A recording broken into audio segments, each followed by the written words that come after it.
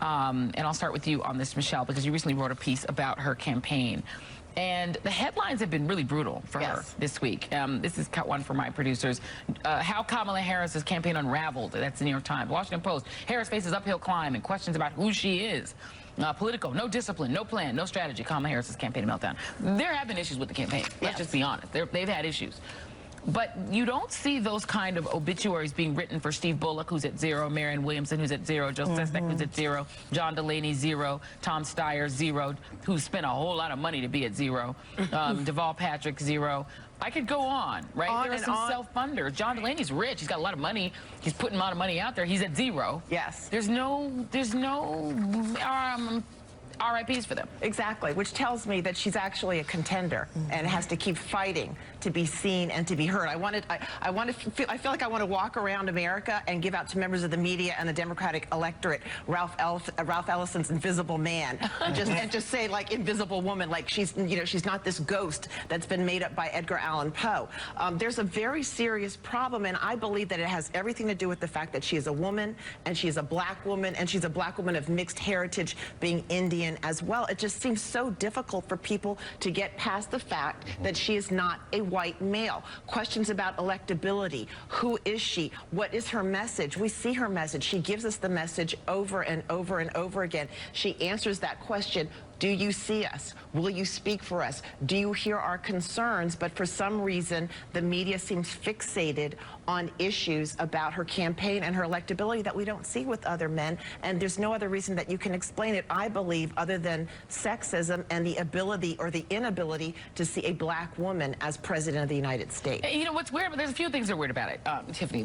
One thing that's weird about it is the last Democrat to win by 10 million and then 5 million votes to win Indiana, to win, win North Carolina in a way, it was a black guy named Barack Hussein Obama. That's the last president who cleared the field and won an electoral college, real landslide, not the one Trump claims, but a real electoral college. So the Democratic Party has an experience that is the kind of person who can win twice. But it does feel like there's been a whole turnaround, that because of Donald Trump, it's not just the polls, it's not just the pollsters are biased or the media says only a white male candidate can win. Democrats say that. I mean, the black Democrats are saying, nope, which white man are we voting for? Just let me know which is the white guy. And even the polls are showing the same thing. So is that because of something about the way that the Democratic campaigns, the campaigns of color, the women are running?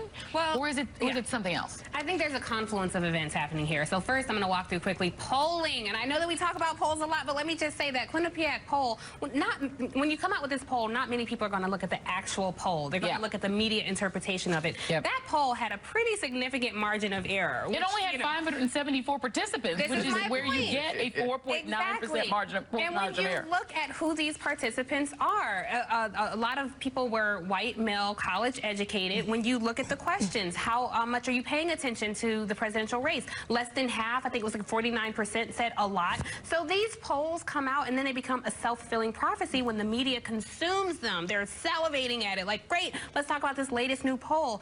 That penetrates voters by osmosis because you hear, oh, well, Elizabeth Warren took this, huge dip in the polls, and Kamala Harris, there are all these, RIP obits written on her campaign. So you can't, I do think it's a challenge with voters themselves in the Democratic Party. It's hard for me to fault the voters for feeling that way because black people have a very unique relationship with this democracy and they are afraid. So when you have this monstrosity in the White House now, I think there are a lot of black voters who are afraid and they think we have to send our best champion into the ring. And I don't trust that this America I know, who oppressed me and people like me for so long, will send a Kamala Harris, a Klobuchar, a Julian Castro to this White House. So we had better play it safe. And we have to keep reminding them that is not the case. Look at what we did in 2008. Look at what we did in 2012. We also have to keep gut checking this media base that is, again, grossly lacking in diversity. And so when they ask constantly, these Democratic candidates,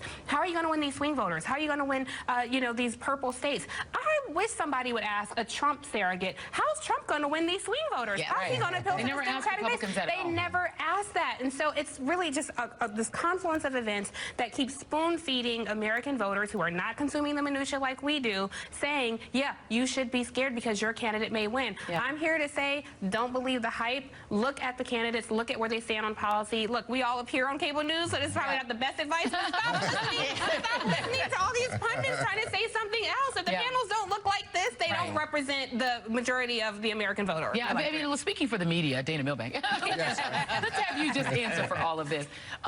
It does feel like inside the newsrooms, there are narratives that are already fixated on these candidates. That Kamala Harris has a messy campaign, and that's what they think. We knew that there was a built-in narrative and a weird sort of deep dislike, I think you could fairly say, about Hillary Clinton that just pervaded the coverage. It was very obvious that anything about her was going to be played up to as the most negative.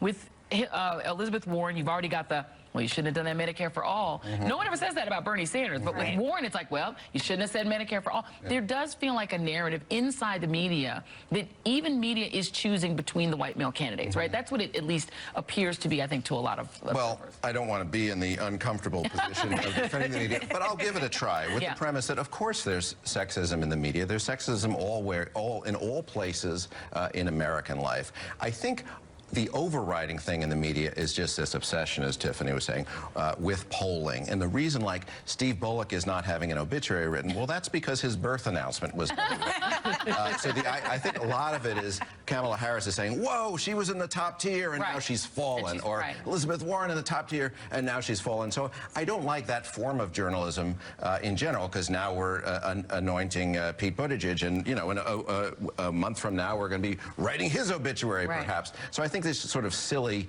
journalism.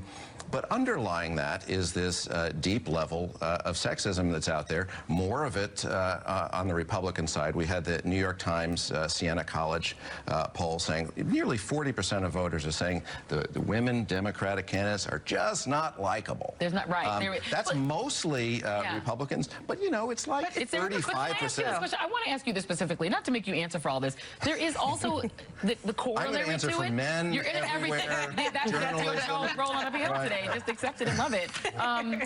There is also an obsession with white working class voters. I think I've read 447,000 pieces about the intricacies of when they go to Whole Foods and how they feel, and they're staring out a window and they still like Trump, and then 2 years later they still like Trump. Do you still like him? It's like they're literally in the faces of Trump voters every day saying, do you still like him? Do you still like him? Do you still like him? And these stories are running almost once a week.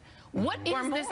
No, I've never seen one of these about Obama voters. I've never seen one about Hillary voters. Yeah, ever. I think there is a fallacy in the electorate, which is reflected in the media, that the way to beat President Trump is with a white male, because it will not set off the Trumpian voters, as if they're not all teed up anyway. But I think it's a fallacy, because look at last year's election. It was, in essence, a year of the women. There wasn't a penalty for being a woman. If anything, if you look at the polling, there was, all things being equal, there was an advantage to being a woman. So I think a lot of voters out there, a lot of Democratic voters, and a lot of women out there are also behind this narrative that we need a white male to go up against Trump. Let me get Midwin Charles on here, because I think one of the other things that's happened, and I've talked to friends I know that are also paying attention to the race, who are like, they've formed my forced focus group that they have to be in.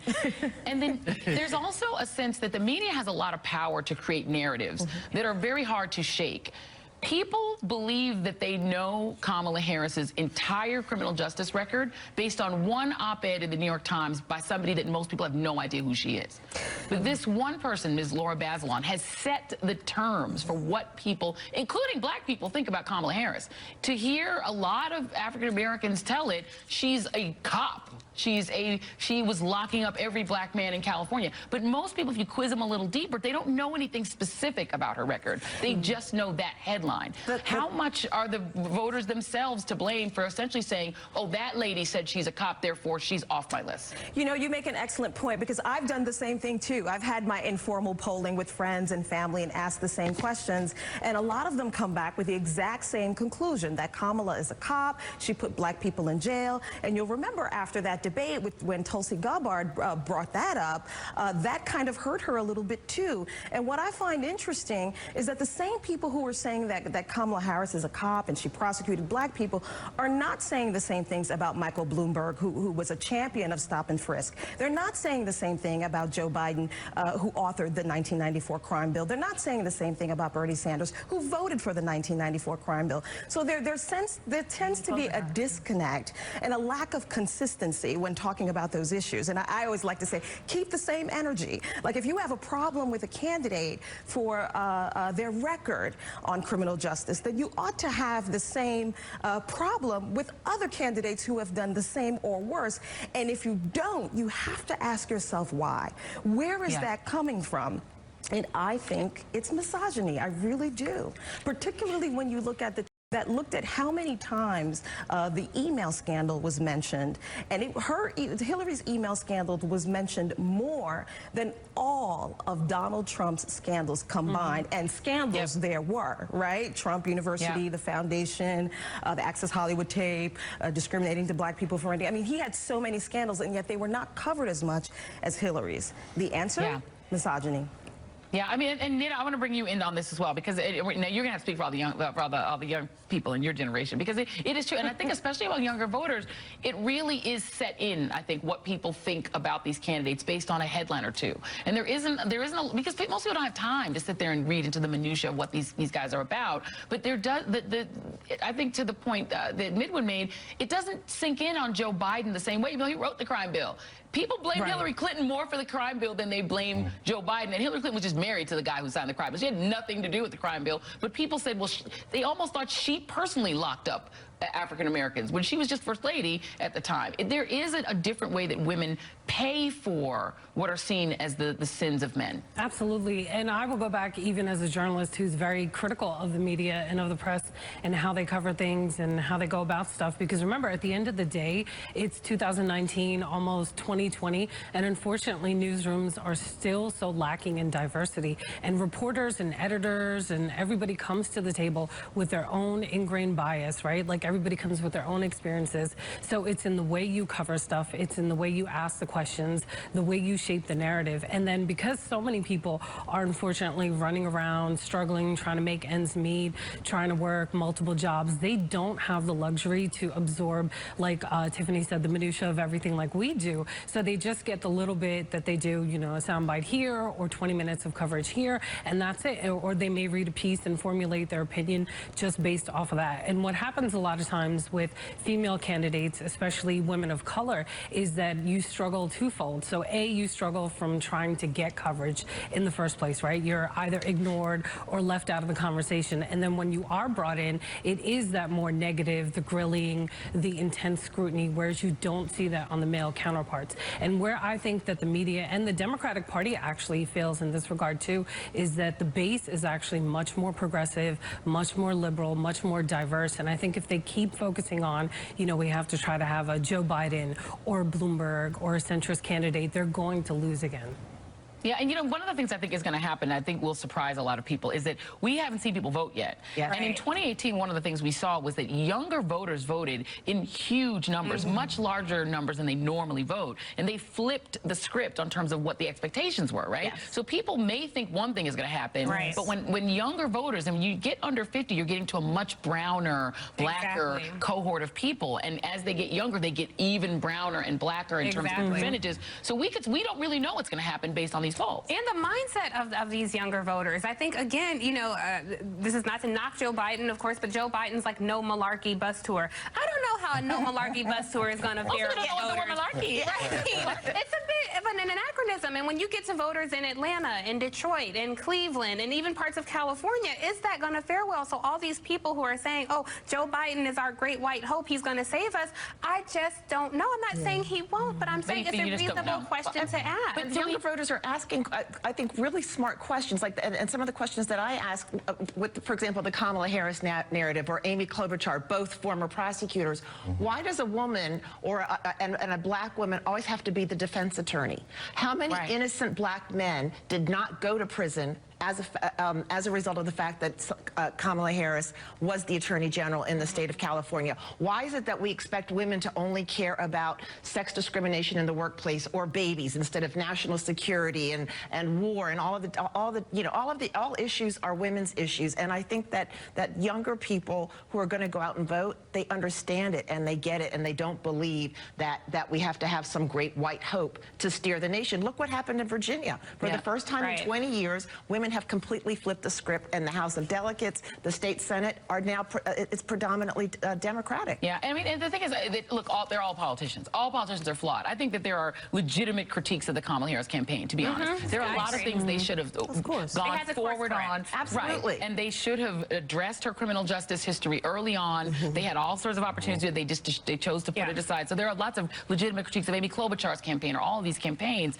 But it is weird that they're not at zero. But exactly. Right. They're not at zero. Yeah. And Klobuchar has quite the prosecutorial record herself. She's also a prosecutor. Yes. Exactly. And also, what do people think prosecutor's job is? Yes, exactly. They put people in jail. When it comes to locking up black men, I mean, she deserves a gander as well. And to your point about people not really knowing her criminal justice record, I have my friend Fred. I'm calling him out, Fred Jones. We thought about this. We thought about it on Thanksgiving. Because when you look at the demographics of California, it's just not that many black people. There aren't. Black men for her to have locked up. So we have to kind of, think about it a little bit. Right. To your point, challenge these voters. What are you saying? Well, and also she doesn't get to say, well, I'm a woman, so if you did the crime, you get off. Like, I'm going to let you go. She's not allowed to do that. It's kind of like against the law. You know? Some of us still believe in the rule of law. Do you think that at the end of the day, just to end on whether we think the media can fix this? Because at this point, the media needs to back off, I think, in a lot of ways on the narratives, because they're just headlines. They're not giving you that much information. The media cannot fix this because it's not at root a media problem, and I don't deny that we exacerbate it,